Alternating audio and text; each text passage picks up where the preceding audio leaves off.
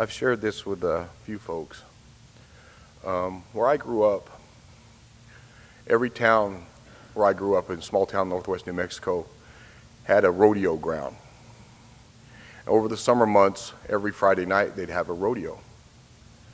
And they'd have the barrel racing and the team roping and stuff, but the big event of every night of every rodeo was the bull riding. You'd have a young guy, he'd get called, they'd call cowboy up. A young man would get into the chute, sit himself down on a bull with the goal of staying on that bull once that chute door opened for 8 seconds. Now 8 seconds may not seem like a lot of time, but when you have a 160, 150 pound young cowboy riding 2.5 tons of swinging muscle and horns, that 8 seconds can really stretch out. And so whenever they would do that, they would get in there and they would sit down on that bull and they'd take their rope, their riding rope, and they'd wrap it around that bull and grip it and wait for the buzzer to ring and the chute to open, and they would go out on that bull, riding that bull.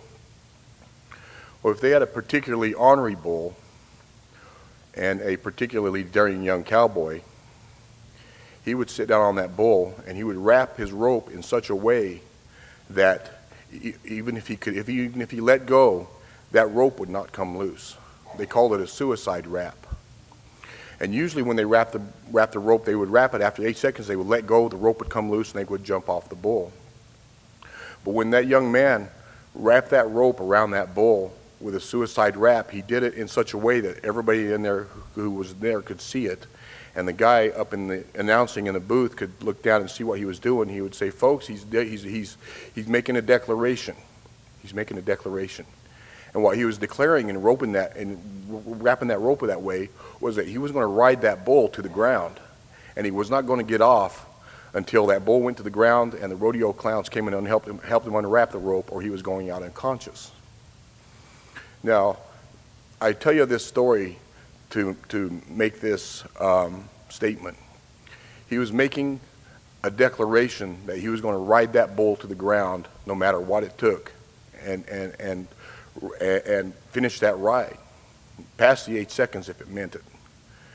And that's the declaration I think we all need to make as Christians, that whatever God has for us, whatever he has for us in our lives, whatever he wants us to do, that we ride that bull to the ground and we don't stop until God calls us home, until that ride is done. And I learned that the hard way whenever I'd been in the Air Force about 5 years, and I had a friend who came to me one day, and I'd known him for almost 2.5, almost 3 years. And he came to me and he said, "Guess what?" And I said, "What?" And he says, "I just accepted the Lord last night. I'm a Christian." I said, "Wow, me too." And he goes, "Really?" And just that one word statement drove it right through my heart. How long had he known me, and he didn't even know that I was a Christian? 2.5 years I'd known this guy. He was one of my best friends, and he didn't even know I was a Christian. And that's whenever that came back to me about riding that bull to the ground, making that statement of who we are.